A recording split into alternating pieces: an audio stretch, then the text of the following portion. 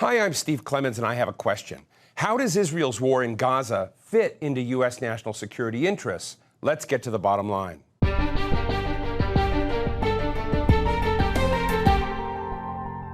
Despite a fragile pause in the fighting, all signs point to long-term conflict in the Middle East, and not only between Palestinians and Israelis.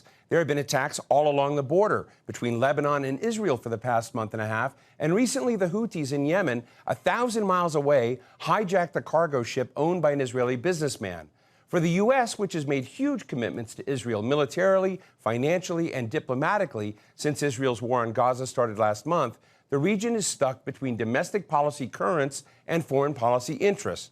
President Joe Biden's embrace of Israel is dividing his own party. An increasing number of Americans from both parties say that Israel has gone too far in its response to the attacks by Hamas. So where is U.S. policy heading, and where do U.S. national security interests really lie? Those interests are up for debate in today's America, so we'll be getting two very different takes. We'll start with a view from the right with Ambassador John Bolton, who served as national security advisor under former President Donald Trump. Ambassador, thank you so much for joining us today. As we're speaking, Israel and Hamas have reached a deal where Israeli hostages are going to be exchanged for Palestinian prisoners. How do you feel about this deal, and what are your expectations? Well, I think everybody from a humanitarian point of view should welcome the people who were kidnapped on October the 7th being released. I have a general objection to making swap deals for hostages. I think this case is a good example of why it's a bad idea. Number one, the ratio is 3 to 1. That's never a good sign. Number two, the people that Israel is going to release are essentially criminals. They're not people who were kidnapped while they were enjoying themselves at rock festivals or something like that. So I think this moral equivalence is a mistake, and I think it gives an incentive to hostage takers because if they can bargain like this, they know that taking hostages is well worth it. And I also don't like many of the terms associated with the deal. It may be that a pause of 4 days does give Israel some time to regroup and rethink its next steps, but Hamas is far and away the greater beneficiary in terms of extricating some of its fighters, regrouping, hiding the other hostages, exfiltrating some of their people from Gaza. And I don't like the part that says if Hamas turns over another 10 people a day, the pause can continue. I would never give my enemy control over the extent of the ceasefire. And I think, although, again, I understand fully the compassionate humanitarian argument here, I don't think we should miss the strategic implications. I think Israel's right of self-defense includes eliminating the Hamas threat. And to the extent we take our eye off that strategic objective, I think it increases the chances they will fail. And we will be right back to where we were on October the 6th in fairly short order. But the global south is screaming. You've got a lot of our European allies that are really calling out Israel for overreaction and what they see as indiscriminate killing of many Palestinians. I mean, I guess my question to you is, if you were in an office and advising any next president that came up, should there not be some effort to really diminish the footprint of horror for innocents? Yeah. Well, you know, in terms of the international pressure, I can tell you when I've been in the government and I've heard about international pressure, if I had a switch inside my ear, I just turn it off. If you don't pay any attention to it, it's not pressure. But here's where I think the most important point that many commentators and national leaders are missing. I do not consider this a war of Hamas against Israel. I consider this a war by some of America's worst enemies, led by the mullahs in Tehran, using their terrorist surrogate groups like Hamas, Hezbollah, like the Houthis in Yemen, like the militia groups in Iraq, in what Qasem Soleimani, the late Qasem Soleimani, called the Ring of Fire strategy against Israel. And that's why I think in the Arab world in particular, if people understood this better, and I think many of the leaders do understand it, they would see this is not an attack on the Arab world. This is Israel defending itself from the leadership in Tehran and doing to the Palestinian people what has happened to them in the past, being used by outsiders for their own purposes. And I think if you understand that in that respect, it would be easier, not easy, but easier for many people in the region to understand what Israel's doing and to see where the real perpetrator, the real moral cause of this is, and it is the government of Iran. What is your view of President Biden's take on Israel-Palestine, and what are your views? I know you've got some provocative thoughts on this. Yeah, I think the two-state solution is irretrievably wounded. I think it was dead before October the 7th. I think it's dead and buried now. I don't think Israel is ever going to consent to the creation of a state on its borders that's run by terrorists. I think my view has been for a long time what I call the three-state solution, and nobody likes that either, but I would say congratulations to the Egyptian. You now have sovereignty again over the Gaza Strip as you did pre-1967. And I think on the West Bank, I think this is actually more doable. I think Israel and Jordan have to figure out a relationship that returns some sovereignty over the West Bank. Give Gaza to Egypt and give West Bank to Jordan? Part of the West Bank to Jordan. Now, I happen to think this is actually the best measure for the welfare of the Palestinian people. I think the notion of a Palestinian state that includes Gaza and an archipelago of dots on the West Bank cannot be economically viable. And I think for Palestinians and their families, these people need to be part of a strong economy. Their children need to have schools. They need to be in a place where they can lead a normal life. And in the Gaza Strip and many places of the West Bank, it's simply not possible. Let's not kid ourselves. Let's put the welfare of the Palestinians above ideological dreams. I mean, let me just wrestle with you a little bit on this. Why abandon the notion that somehow with security and autonomy and creating conditions where responsible Palestinian patriots that believe in, a sort of fair future for their people and a balanced future recognizing Israel, why is that dream gone? Because, for 75 years, Palestinians have been trying to cling to that land. Well, they've been trying to cling to a part of the land they're never going to get back, which is called Israel. Their whole argument is they were forcibly displaced during the 1948 conflict and in subsequent conflicts, and they declare themselves to be refugees. 5 million, I think that's the right number, Palestinians are registered as refugees with UNRWA. The problem is we have allowed those who had aims to weaponize the Palestinians against Israel to use them in ways very unfair to the Palestinians. And we have allowed the idea that refugee status for Palestinians is hereditary, which it is not. Humanitarian doctrine on refugees across the world since 1945, with this one exception, has been that life in refugee circumstances is the worst outcome of all, that for the refugee population, they either need to return to their country of origin or they need to be resettled. Given the politics, they're not going to go back to what they consider their country of origin. It's not going to happen. Israel's not going to disappear. So that's why I think resettlement for the Palestinians themselves is the fairest, most just way to resolve their status. So how does that not fall into the definition of ethnic cleansing, which triggers all these accusations of war crimes?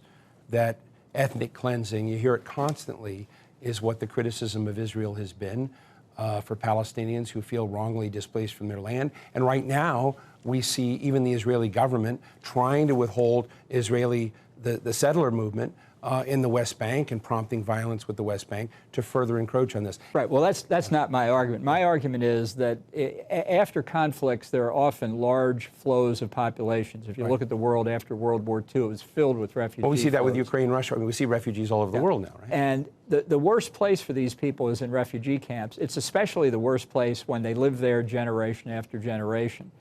The fact is that resettlement in viable economies in the region would make a lot of sense, but for the fact Arab governments don't want to take the Palestinians in. This is another consequence of the terrible decision to weaponize the Palestinian refugees. In Egypt, they're concerned that Hamas, which is a subsidiary of the Muslim Brotherhood, would simply be a greater threat to Egypt. The Jordanian government feels the same way. So there's a lot of work that needs to be done here. I don't deny it, but I tell you, resettling people in Gaza after this conflict is just going to mean the conflict is going to happen again. The Palestinian Authority is not an alternative. Back in the 2007 elections, I think it was, in Gaza, people were surprised that Hamas won. And many said, well, it's actually not because they favor terrorism. They simply will not tolerate the dysfunctional, corrupt Palestinian Authority taking control, and Hamas looked like an alternative. Let's face it, not much of an alternative. I think that Gaza is different from the West Bank. I think the West Bank is amenable to different solutions, but for Gaza, which is a large refugee camp, that is not a solution that is the best future for the Palestinian people. Let me ask you about what's going on inside America. Are you surprised by, this growing groundswell of criticism of Israel's actions after the Hamas attacks and U.S. complicity and support in that response? Yes, I am very surprised at it. I think it's a potentially a mortal wound politically for Joe Biden. In the last 50 years, the two parties completely reversed themselves. It used to be the Democrats very pro-Israel, Republicans not, often because of anti-Semitism, let's be honest about it, within the Republican Party. Now, because of the shifting views of the evangelical Christians who are more strongly supportive of Israel than some in the Jewish community, the Republican Party is close to unanimous in supporting Israel. The Democrats, I think, look split down Anti-Semites and all in the Republican Party. Amazingly. But the Democrats are split down the middle, and I think this is a really serious problem for Joe Biden in 2024. There are a lot of people who don't see this conflict the way you do, and they don't see the kind of pro-Israel stance in the same way. They may support Palestinians, see decades of injustice, see it differently. Some of these people are being canceled or fired, et cetera. I know you've always been a proponent of fair and open discourse and debate. How do you feel about the criticism of those who do stand up for the Palestinian side in this, and not Hamas, but Palestinian citizens who, even from whether it's David Petraeus or Congressman Seth Moulton or others, saying, hey, there has to be a political horizon for these people? Yeah. Well, look, I think you can take that position and not be anti-Semitic, and I think perhaps it's because many people in America are so surprised at the extent of the support for Palestinians. But I do think there's a deal of anti-Semitism in the United States, and I think we're seeing it now. Well, former U.S. National Security Advisor John Bolton, I really appreciate you coming on this show and sharing your candid views. Thank you so much. Thanks for having me. Now we turn to Leah Whitson, the former executive director of Human Rights Watch in the Middle East and North Africa, and currently the executive director of Democracy for the Arab World Now. Sarah, it's very nice of you to join us today. This is a very sobering, disturbing subject on many levels. And let me just start out. If you were advising the Biden administration today, what would be a few of the key steps you would put in place in response to this crisis? So very basically, we think it's important that the United States starts to enforce its own laws and rules with respect to weapons transfers to Israel. And I think even a minimal application would require a suspension of weapons if we are to be in compliance with U.S. laws. Second, the U.S. needs to support a ceasefire. We have seen in the over 40 days that the United States has solely permitted this war to continue by blocking basic, even pause resolutions until very, very late in the game. Right.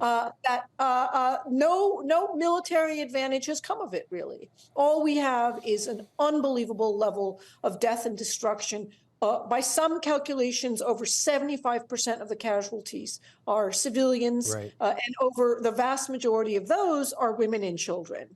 If we had pushed for a ceasefire from the very beginning, if we had stopped blocking a ceasefire, we might not see the carnage that we're seeing today. On more medium term and long term, just to conclude the thought, we need to support international peacekeeping forces in Gaza.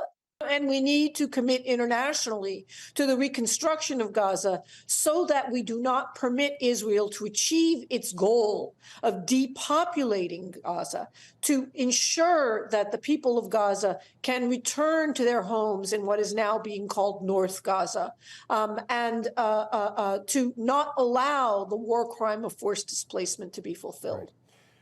Right. How do you get to some place where people feel they can live with dignity, they can live with autonomy, they can have rights and justice? How do we get there? Well, I mean, those are two very different questions. I think the first is about the forced displacement of Palestinians, including some Israeli plans to relocate the people of Gaza to Egypt, for example. And some of the talking points that I'm seeing floated around there is that this is for their own protection, this is for their own security. No, it's not for their protection and it's not for their security. It is to fulfill Israel's long-held desire to depopulate Gaza.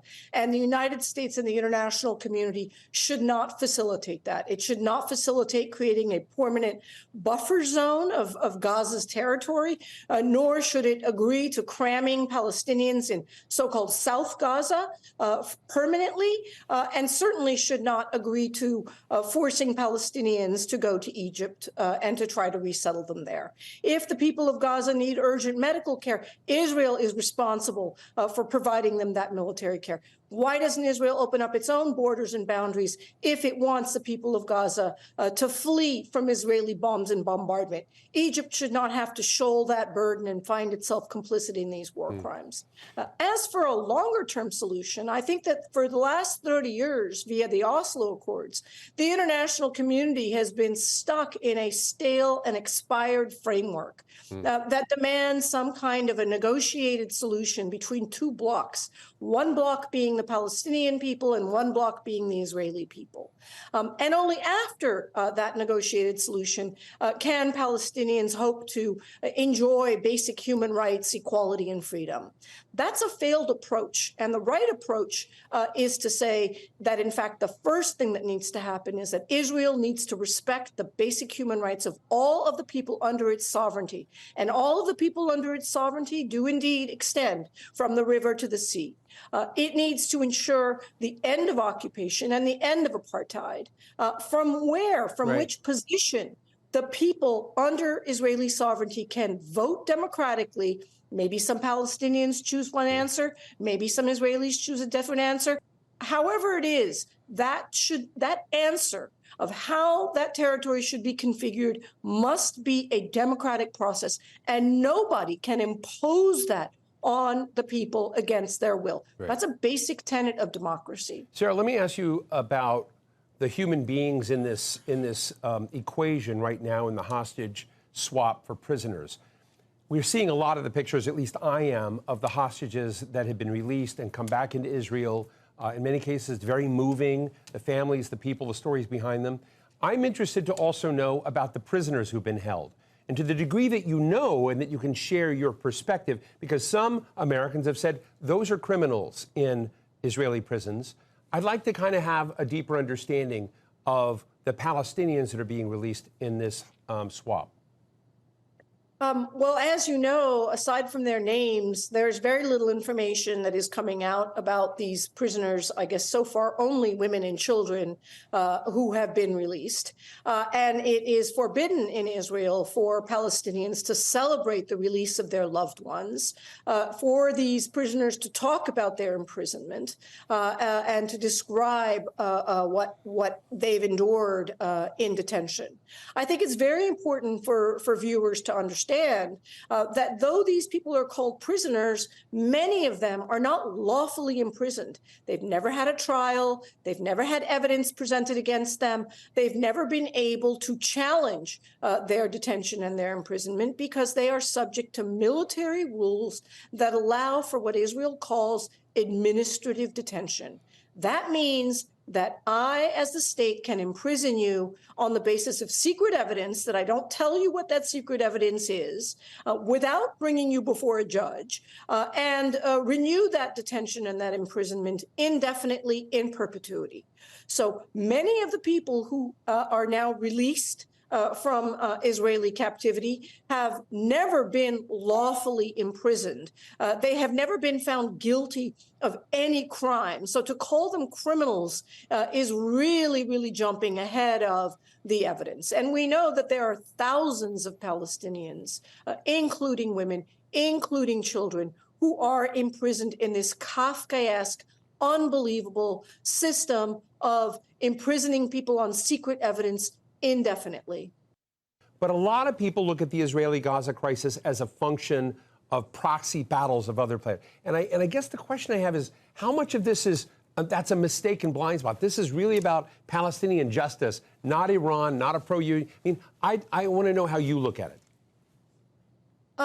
I think it's an insult to Palestinians to say that they are merely proxy agents of Iran. Iran may be choosing to support some armed groups in the Middle East, just as other parties in the region, very unfortunately, very sadly, support other armed groups in the region, just the way the United States was supporting armed groups in Syria, just the way that other countries have unfortunately been supporting armed groups and terrorist acts inside Iran. Unfortunately, I don't think anyone is innocent of that. But let's not confuse that with the grievances that open up people to receiving weapons, for example, that give them something to fight for. Let's just recognize that Palestinians in Gaza in particular have been living under an unbelievable siege since 2006, a near complete closure of the territory that has stifled and strangled the 2 million people there, cutting them off from the rest of the world, limiting even their caloric intake, subjecting them to regular patterns of bombardment. I think the fact of the matter is that if it wasn't Iran, somebody else would find a way to support these grievances that Palestinians have and exploit them, of course, maybe for nefarious ends or not. But that doesn't take away from the fundamental grievance. As for the larger geopolitical consequences of what's happened since October 7, I think it has exposed really the complete failure of the Biden administration's strategy and approach to the Middle East, one that was predicated on pursuing so-called stability by aligning an apartheid state, apartheid Israel, with various petrodollar dictatorships in the region, and thinking that they could bypass the Palestinian entirely, the Palestinian problem entirely, by building these little dictatorial alliances in the region. I think that has been exploded as a strategy for stability. You will not have stability so long as you have this sort of extreme oppression and subjugation. The natural human instinct is to resist and to fight back. And you will not be able to ignore the occupation of Palestinians and bypass resolving that conflict as a path to Middle East stability and security. I hope that the Biden administration has woken up to that reality. And I hope that the Arab states that signed the Abraham Accords, thinking that they too could profit and benefit from bypassing Palestinians by getting little payoffs from the United States, I hope they too rethink that and rethink the dangers to their own stability for being seen so closely aligned to Israel in the face of this massive slaughter of civilians there. But that remains to be seen. Sarah Leah Whitson, Executive Director of Dawn and former Executive Director of Human Rights Watch in the Middle East and North Africa, thanks so much for your candor in joining us today. Thank you for having me. So what's the bottom line?